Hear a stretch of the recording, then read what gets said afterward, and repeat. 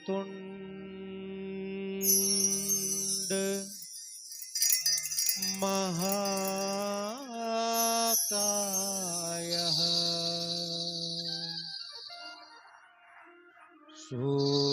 सूर्यकोटि समप्रभा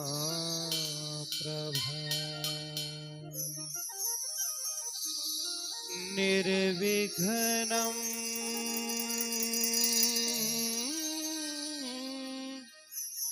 कुरु मे देव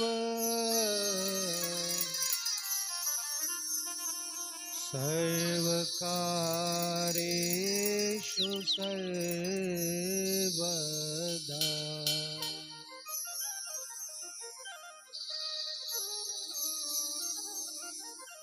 आए हैं सो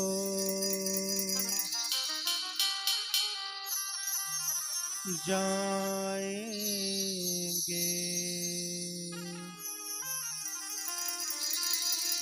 राजा रंग सके कोई सिंहासन चढ़ चला और कोई बंधा जंजीर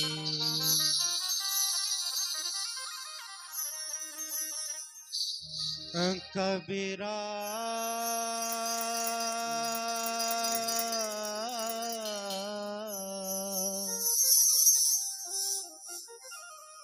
कबीरा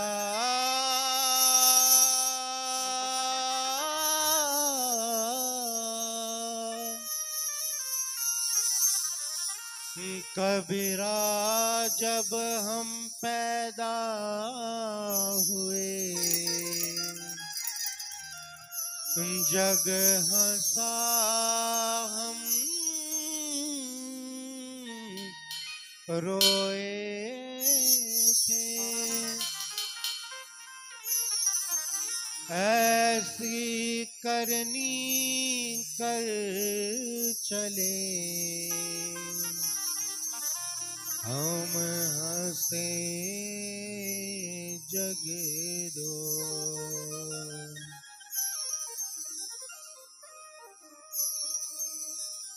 भगवान मेरी नैया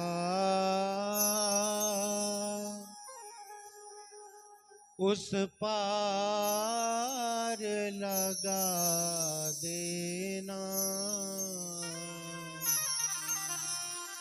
अब तक तो निभाया है आगे भी निभा देना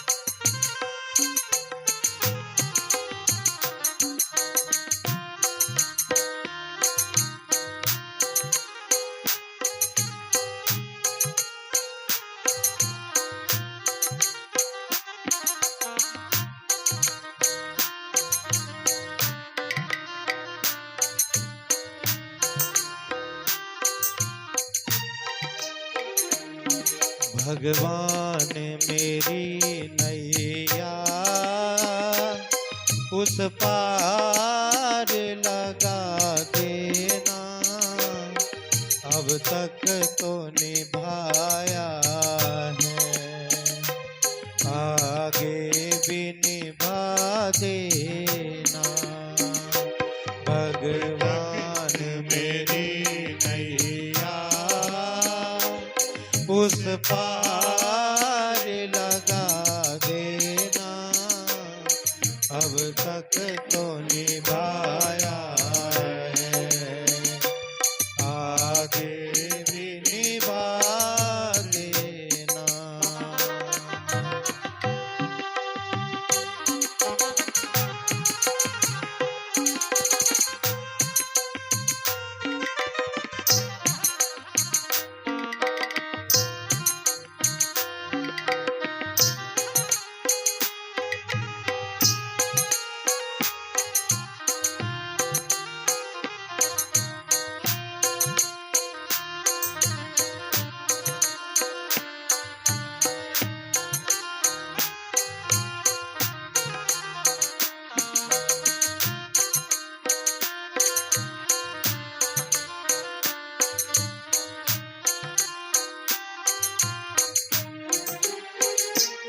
हम दीन दुखी निर्बल, तेरा नाम जपे प्रतिपल। ओ जी हो, ओ जी हो, हम दीन दुखी निर्बल, तेरा नाम जपे प्रतिपल। यह सोच दर्श दोगे प्रभु आज नहीं तो कल, जो बाग लगाया है फूलों से सजा देना। भगवान मेरी नैया उस पार लगा देना, अब तक तो निभाया है, आगे भी निभा देना।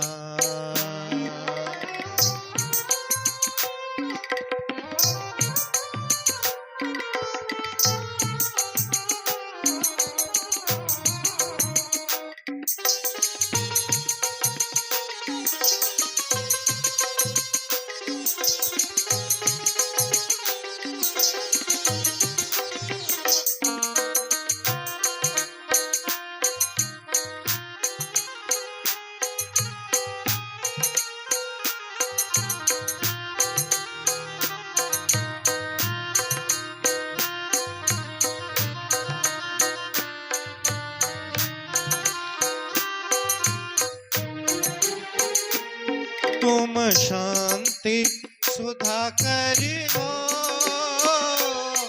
तुम ज्ञान दिवाकर हो। ओ जी हो, ओ जी हो, तुम शांति सुधारक हो, तुम ज्ञान दिवाकर हो। मम हंस चुगे मोती, तुम मान सरोवर हो। मम हंस चुगे मोती, तुम मान सरोवर हो। दो बूंद सुधा रस की हमको भी पिला देना। भगवान मेरी नैया उस पार लगा देना, अब तक तो निभाया है, आगे भी निभा देना।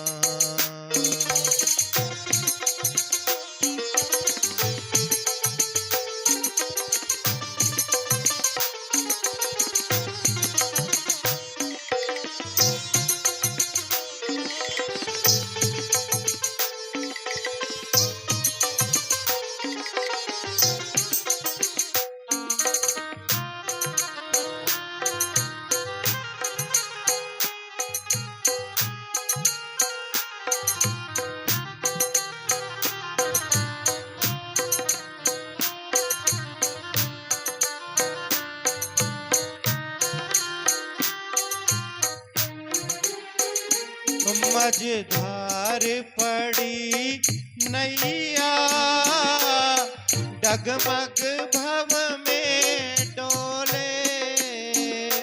हो जी हो,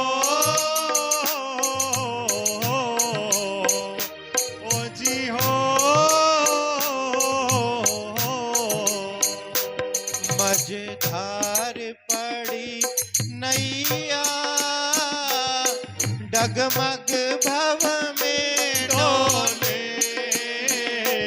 आओ कृष्णानंदन हम ध्यान धरे कब से, हम सब की यही विनती, अपना हमें बना लेना। भगवान मेरी नैया उस पार लगा देना, अब तक तो निभाया है, आगे भी निभा देना, अब तक तो निभाया है, आगे भी निभा देना, अब तक तो निभाया है, आगे भी निभा देना।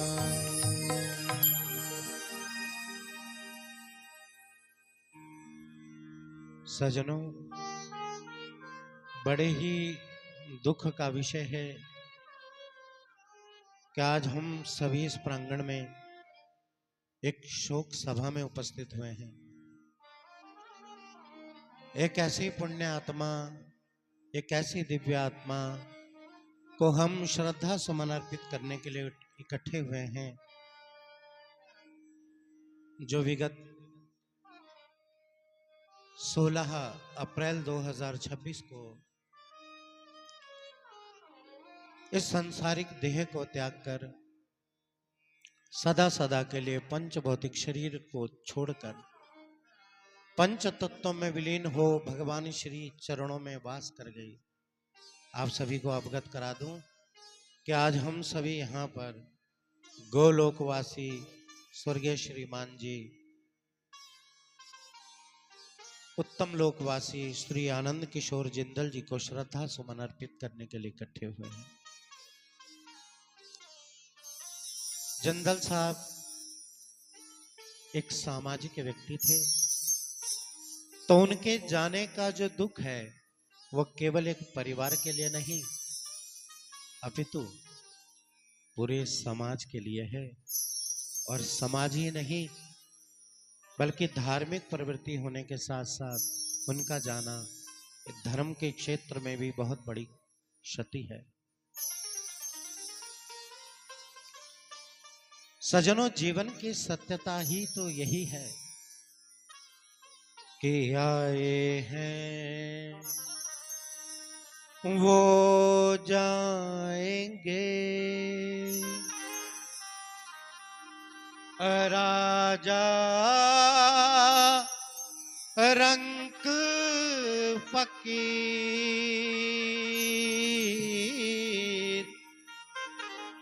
इस संसार में जो आया है उसका जाना तय है, कन्फर्म है। भगवान कहते हैं कि जब ईश्वर ने हमें इस जगत में भेजा तो खाली हाथ बिल्कुल भी नहीं भेजा। हमारे हाथ में हमारी वापसी का टिकट दे करके भेजा है और समझा करके भेजा है कि देखो तुम एक यात्रा पर जा रहे हो। भगवान बोले, हे जीव, तुम एक यात्रा पर जा रहे हो, तुम्हारे जीवन में बहुत सारे स्टेशन आएंगे। किसी स्टेशन पे तुम्हें पुत्र बनना होगा, किसी स्टेशन पे तुम्हें मित्र बनना होगा, किसी स्टेशन पर तुम्हें पिता बनना होगा, किसी स्टेशन पर तुम्हें दादा बनना होगा, और एक स्टेशन ऐसा आएगा जहां से तुम्हारी वापसी हो जाएगी। उस स्टेशन पे तुम्हें अपनी सीट से खड़े होना है और वापस आ जाना है। ये बात तुम्हें याद रहे, ये बात तुम्हें याद रहे, इसलिए मैं तुम्हारे हाथ में ये तुम्हारी वापसी का टिकट दे करके भेज रहा हूं। भगवान ने कहा, हे जीव, जो तेरे हाथ में मैंने टिकट दिया है, इस टिकट के ऊपर मैंने एक तारीख मेंशन कर दी है, एक डेट, पर्टिकुलर डेट मेंशन कर दी है, और उस डेट के साथ साथ एक समय भी लिख दिया है, स्थान, कारण, क्या कारण आपके वापसी का बनेगा, किस स्थान पर आपका आखिरी स्टेशन होगा, यह सब मैंने इस टिकट के ऊपर तय कर दिया। दोस्त, हर यात्रा का टिकट बनेगा, कैंसल होगा, बनेगा, कैंसल होगा, लेकिन ये जो टिकट मैं तेरे हाथ में दे रहा हूं, ये कंफर्म टिकट है, ये कैंसल होने वाला नहीं है। जैसे जीवन के गाड़ी में अनेकों अनेक स्टेशन आते हैं और एक स्टेशन हमारा होता है, हम उतर करके उस स्टेशन से अपने घर की ओर चले जाते हैं, वही सिस्टम जन्म और मृत्यु का है। जिस पड़ाव पर हमारा अंतिम स्टेशन होगा, जब उस टिकट पर लिखी हुई डेट, तारीख, बार आएगा, तो अपने स्थान से खड़े होकर के हमें जाना पड़ेगा। भगवान कहते हैं, गरुड़, प्रश्न ये नहीं कि हम कितना जिए, 20 वर्ष जिए, 40 वर्ष जिए, 60 जिए, 80 जिए, ये प्रश्न नहीं है। प्रश्न ये है कि हम जितना जिए उतने में हमने किया क्या।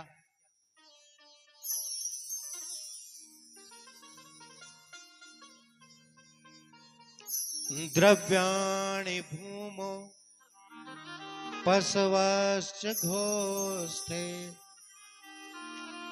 नारी गृह द्वारे जना शमशाने, देहश्चितायां परलोक मार्गे, धर्मानुगो गच्छति जीव एकः। मेरे भाई बहन, बड़े ध्यान से सुनिएगा और समझिएगा।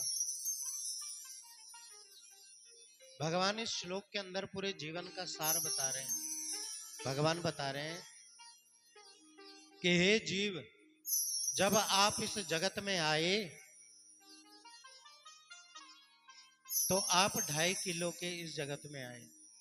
मेरे भाई बहन जरा ध्यान दीजिएगा, जब कोई बच्चा पैदा होता है तो उसका वजन होता है 2.5-3 किलो, और वही बच्चा 2.5-3 किलो का होते हुए अपने वजन को बढ़ाते हुए एक दिन 60, 70, 80 और 100 किलो तक पहुंच जाता है। अंत में उसकी जीवन लीला समाप्त होती है। क्या है जीवन? श्वास के आने जाने का ही जीवन नाम पड़ा है। अरे श्वास के आने जाने का ही जीवन नाम पड़ा है।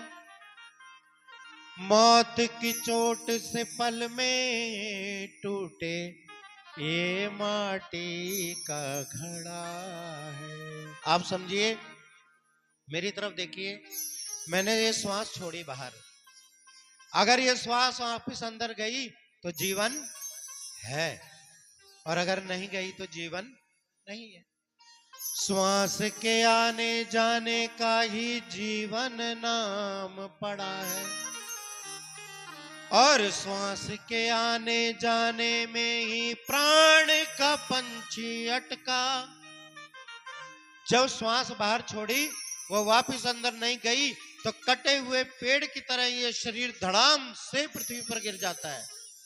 प्रेम से कहिए जय श्री राम। जय श्री राम। धड़ाम से गिर जाता है, और समाज में से 4 लोग निकल करके आगे आते हैं, 2 6 फुट के बांस लेकर आते हैं, और जो शरीर नीचे गिरा उसको बांस के सहारे रस्सियों से कस के बांध देते हैं और फिर अपने कंधे पर रखते हैं। और जैसे ही बांस के डंडे समाज के बुद्धिजीवी प्राणियों के कंधे पर आते हैं, उनको एक बात याद आ जाती है। बांस के डंडे कंधे पर आते ही एक बात याद आ जाती है। और बात कौन सी है? राम नाम सत्य है। वो बात कौन सी है? राम नाम।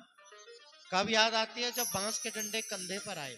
और ये बात याद कब तक रहती है? जब तक वो बांस के डंडे हमारे कंधे पर हैं, तभी तक ये बात याद रहती है। जैसे ही वो बांस के डंडे कंधे से उतरे, वही वापस संसार आंखों के आगे आ जाता है, वही माया आंखों के आगे आ जाती है।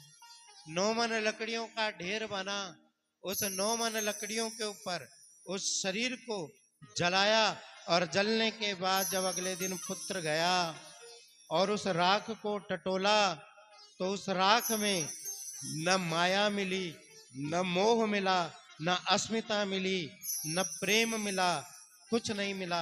मिला तो अस्थियों के कण जो सिमट करके एक झोले के अंदर बंद हो गए, जो सिमट करके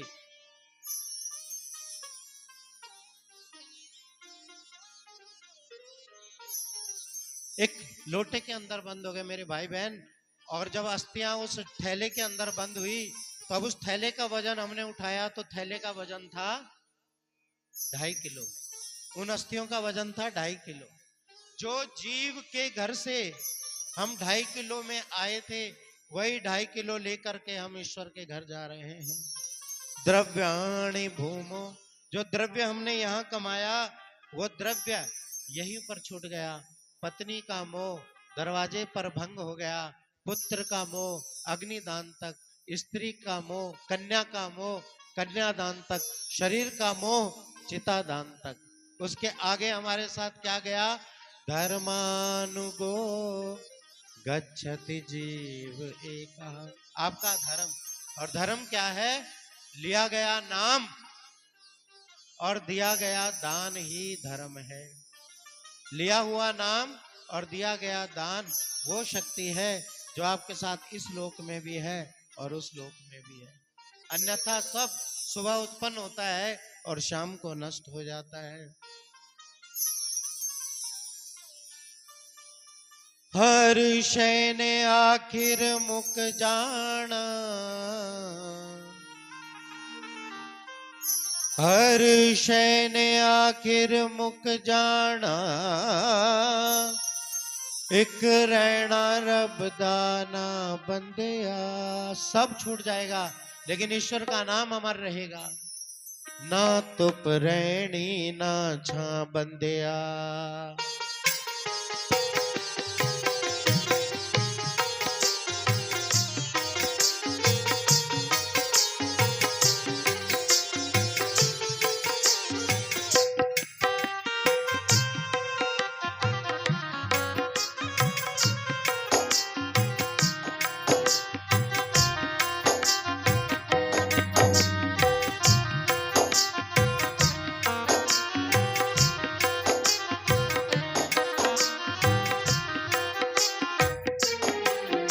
ना तुप रहनी ना छा बंदिया, नी ना छा बंदिया, ना प्यो रहना ना मां बंदिया, ना प्यो रहना ना मां बंदिया। हर शय ने आखिर मुक जाना, हर शय ने आखिर मुक जाना, हर शय ने आखिर मुक जाना, हर शय ने आखिर मुक जाना। एक रहना रब दाना बंदिया, ना तुप रहनी ना छा बंदिया, ना प्यो रहना ना मां बंदिया।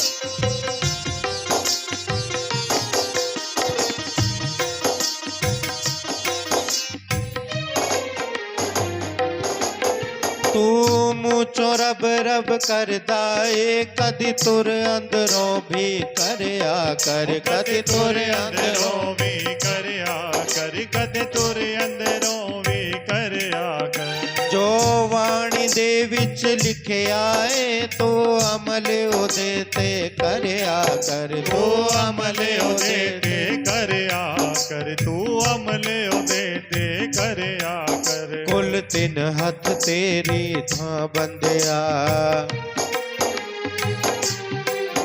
ਨਾ ਪਿਓ ਰਹਿਣਾ ਨਾ ਮਾਂ ਬੰਦਿਆ ਹਰ ਸ਼ੈ ਨੇ ਆਖਿਰ ਮੁੱਕ ਜਾਣਾ ਹਰ ਸ਼ੈ ਨੇ ਆਖਿਰ ਮੁੱਕ ਜਾਣਾ ਹਰ ਸ਼ੈ ਨੇ ਆਖਿਰ ਮੁੱਕ ਜਾਣਾ ਹਰ ਸ਼ੈ ਨੇ ਆਖਿਰ ਮੁੱਕ ਜਾਣਾ ਇੱਕ ਰਹਿਣਾ ਰੱਬ ਦਾ ਨਾ ਬੰਦਿਆ ਨਾ ਧੁੱਪ ਰਹਿਣੀ ਨਾ ਛਾਂ ਬੰਦਿਆ ਨਾ ਪਿਓ ਰਹਿਣਾ ਨਾ ਮਾਂ ਬੰਦਿਆ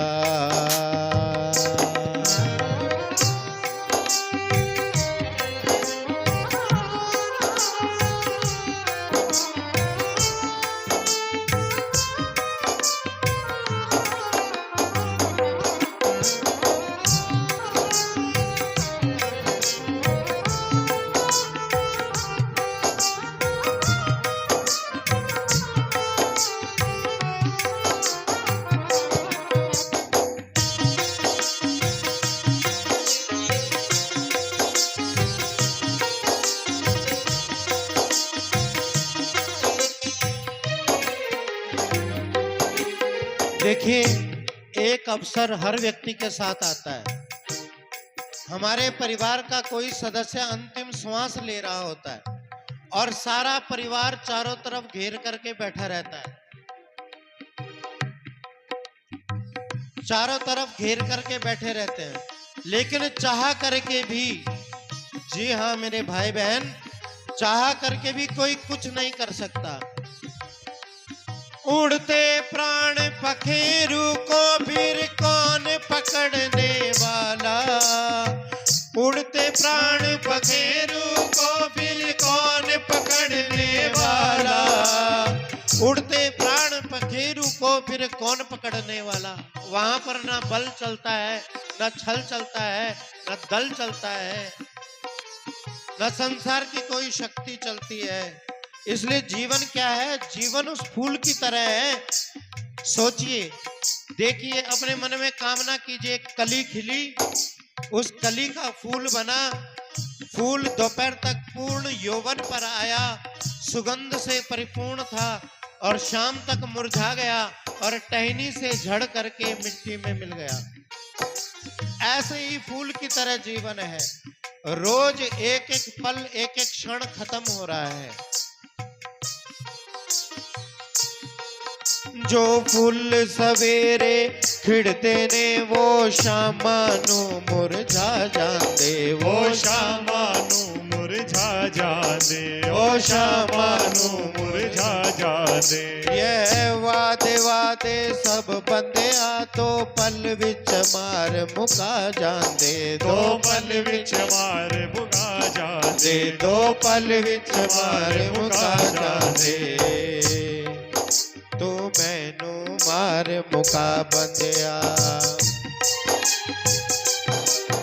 ना प्यो रहना ना मां बंदिया। हर शै ने आखिर मुक जाना, हर शै ने आखिर मुक जाना, हर शै ने आखिर मुक जाना, हर शै ने आखिर मुक जाना। एक रहना रब दा ना बंदिया, धुप रहनी ना छां बंदिया, ना प्यो रहना ना मां बंदिया।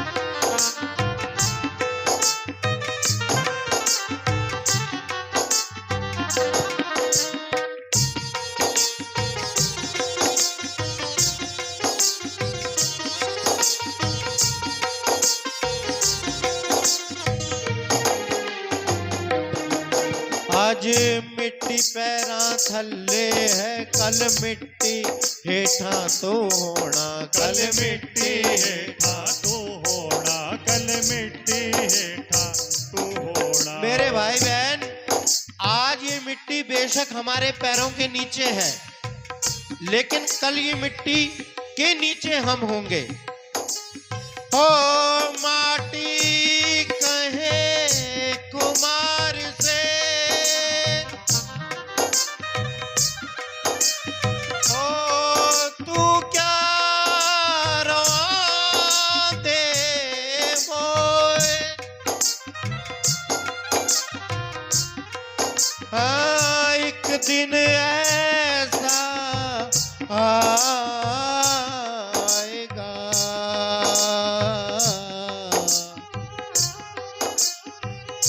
मैं रोंदूंगी तोए।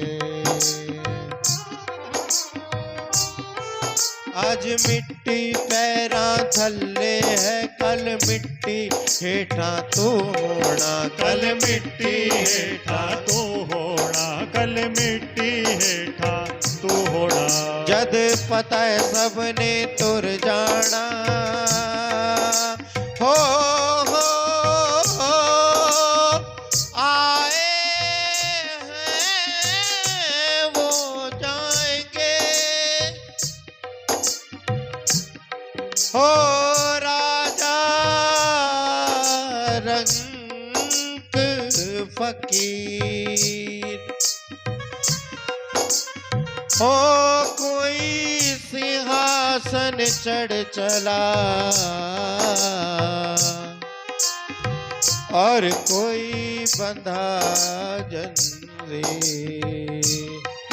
जद पता है सबने तुर जाना, फिर काते ले रोना धोना, फिर कादे नहीं रोना तोड़ा, फिर कादे नहीं रोना तोड़ा। ओ ढेक दिया कबरां बंदिया, ओ ढेक दिया कबरां बंदिया, ना प्यो रहना ना मां बंदिया। हर शै ने आखिर मुक जाना, हर शै ने आखिर मुक जाना, हर शै ने आखिर मुक जाना, हर शै ने आखिर मुक जाना। एक रहना रब दा ना बंदिया,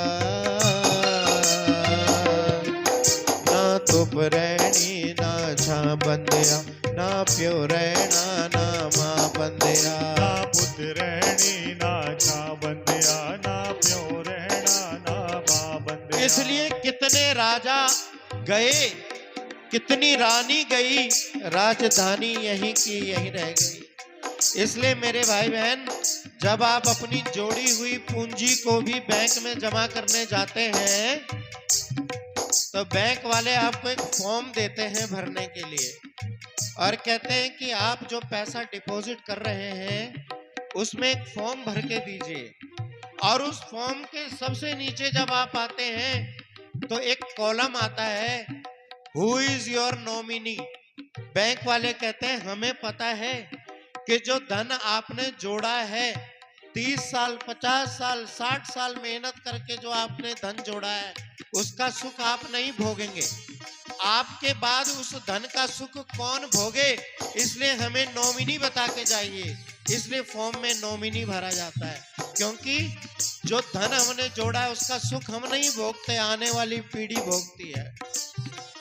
हो लिखने वाले ने लिख डाले, लिखने वाले ले लिख डाले, मिलन के साथ साथ बिछोड़े असा हुण टुरे जाना ए, दिन रह गए ने थोड़े। आसा हुण तुर जाना ए, दिन रह गए थोड़े। आसा हुण तुर जाना ए, दिन रह गए थोड़े। आसा हुण तुर जाना ए, दिन रह गए थोड़े। इसलिए इस संसार में जो आया है उसका जाना तय है। कबीरदास जी का एक दोहा है कि दो पाटन के बीच में साबुत बचा न कोई। तो वो दो पार्ट कौन से हैं? चक्की के दो पार्ट थोड़े ही हैं। एक पार्ट ये धरती है और एक पार्ट ये गगन है। इस गगन और धरती के बीच में जो कुछ है वो सब भ्रम है। सबको छोड़ करके, सब कुछ छोड़ करके एक दिन जाना है। भगवान कहते हैं, हे गरुड़, जैसे लकड़ियों के अंदर आग छुपी होती है पर दिखाई नहीं देती, जैसे फूलों के अंदर सुगंध छुपी है लेकिन दिखाई नहीं देती, जैसे मेघों के अंदर जल छुपा है लेकिन दिखाई नहीं देता, जैसे इस संपूर्ण वातावरण में वायु विद्यमान है लेकिन दिखाई नहीं देती, ठीक उसी प्रकार से प्रत्येक व्यक्ति के हृदय में उसकी मृत्यु छुप कर बैठी है। अंतर इतना है कि वो दिखाई नहीं देती। ठीक उसी प्रकार जैसे फूलों में छुपी हुई खुशबू दिखाई नहीं देती, वास्तव में जिस दिन हमारा जन्म हुआ, भगवान कहते हैं, हे गरुड़, उसी दिन उसी गर्भ से उसी समय हमारी मृत्यु का भी जन्म हो गया। इसलिए मृत्यु हमारी सगी बहन है और जहां हम जाते हैं वहां वहां मृत्यु हमारे साथ।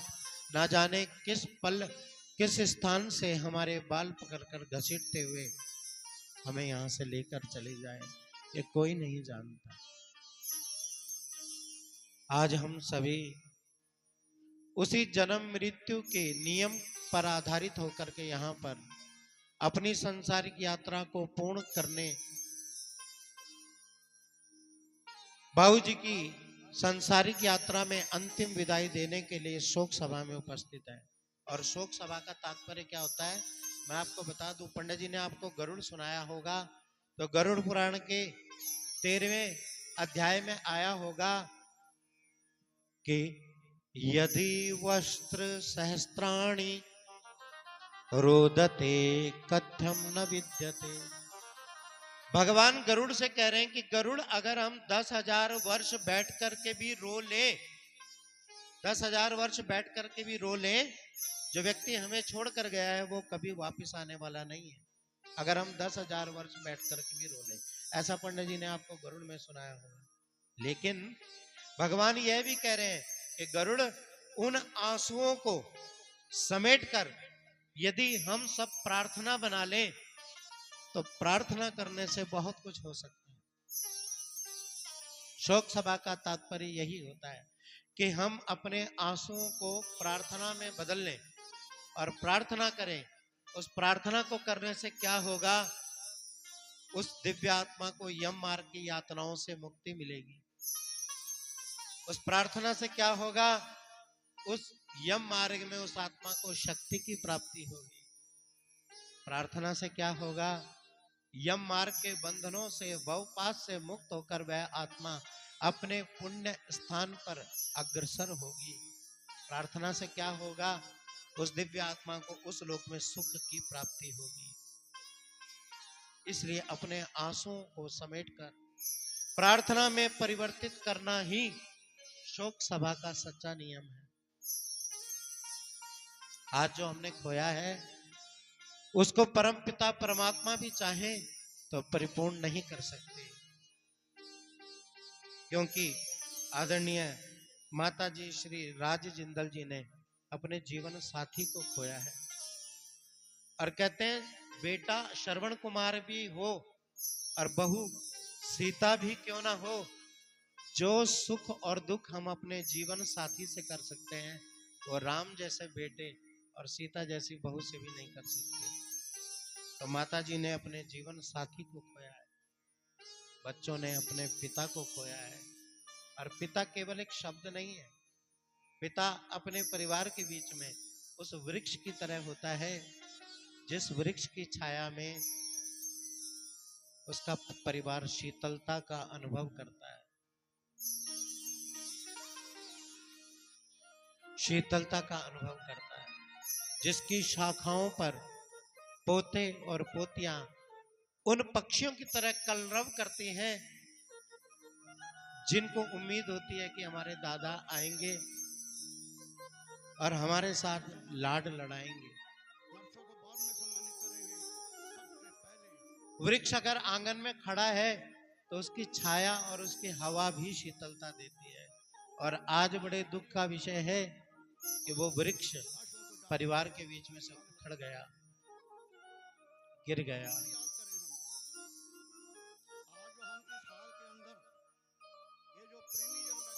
पिता जीवन में बच्चों के लिए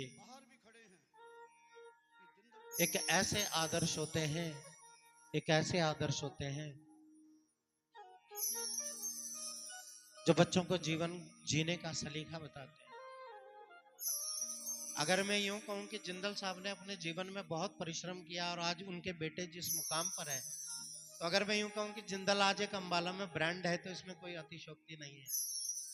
और ये बाबूजी की मेहनत है, आज इस मुकाम तक पहुंचे हैं। इसलिए पिताजी के लिए 2 लाइनें गाऊंगा और उसके बाद आदरणीय पंडित जी को माइक दूंगा कि वो गरुड़ के सार को, तो उनके जो परिवार के लोग हैं वो बड़े ध्यान से इन शब्दों को सुने। मैंने रब को नहीं देखा, पर तुमसे ये जाना है, पापा मेरे तुमसे मेरा कई जन्मों का नाता है। तुम्हें खोया नहीं पापा, मैंने दिल में बसाया है। तुमने जो सिखाया था वो सब अपनाया है। और क्या कहते थे बाबूजी? बस प्रेम ही जीवन है,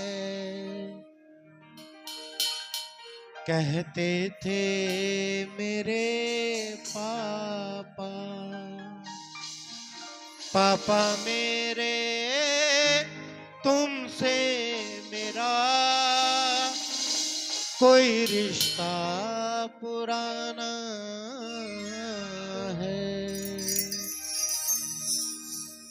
टुकड़ा मैं तेरे दिल का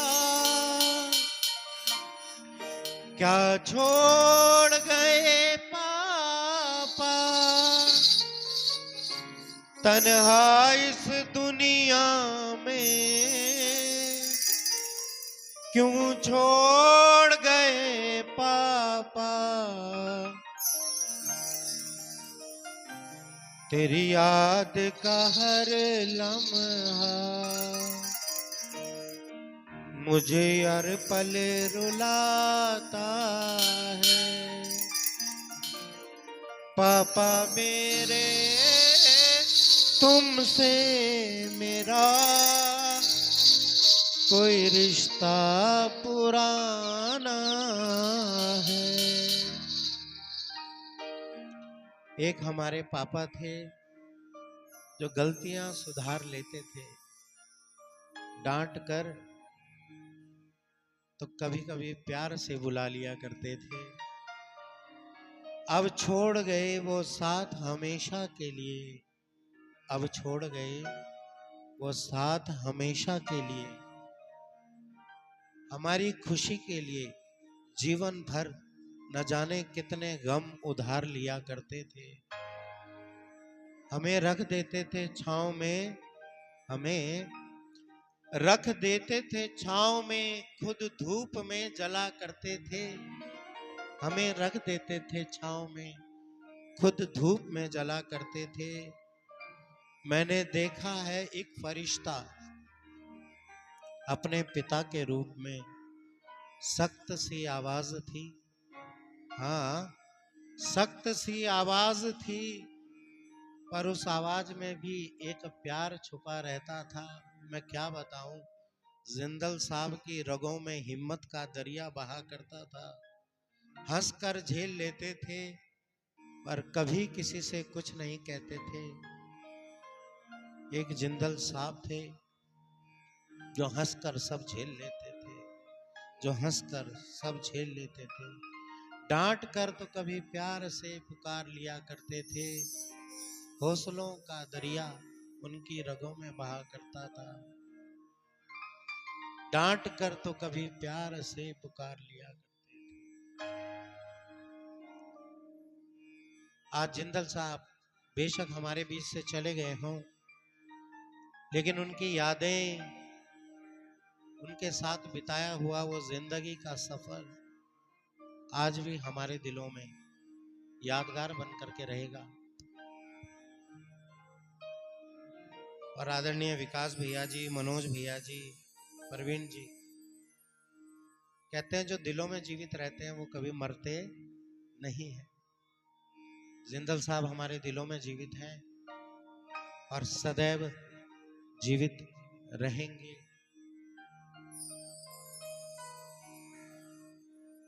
किसी के दिल में जीवित रहना ही सच्चा जीना है मेरे भाई बहन। बाकी ये आना और जाना तो प्रकृति का सत्य नियम है। एक आ रहे हैं तो उसके स्थान पर एक जा रहे हैं, है सत्य नियम यही धरा का। एक आ रहे हैं, एक जा रहे हैं। प्यास लगती है तो पनघट की याद आती है, लाज लगती है तो घूंघट की याद आती है। बड़ी रंगीन कहानी है ये जिंदगी, शाम ढलती है तो मरघट की याद आती है। तुम में रूठ जाने की आदत कहां से आई, मरीज़े हिज्र ये जुर्रत कहां से आई। कल तक तो सुना था उठा ना जाता था बिस्तर से, कल तक तो सुना था उठा ना जाता था बिस्तर से। आज दुनिया से चल दिए, वो हिम्मत वो ताकत कहां से आ गई।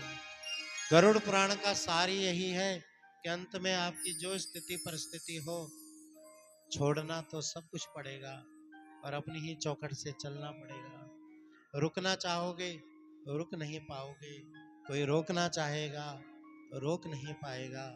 यही जीवन की सत्यता है। धर्मानुगो गच्छति जीव, एक कहा किया हुआ धर्म यानी कि लिया हुआ नाम और दिया गया दान ही जीव के साथ जाता है। समस्त जिंदल परिवार को इस दुख को सहने की शक्ति भगवान प्रदान करे और आदरणीय गोलोकवासी सूर्य आनंद किशोर जी को भगवान अपने श्री चरणों में स्थान दे। यही मैं अपनी वाणी अपने शब्दों को विराम देता हूँ और आगे की जो प्रक्रिया है आदरणीय पंडित जी के द्वारा होगी।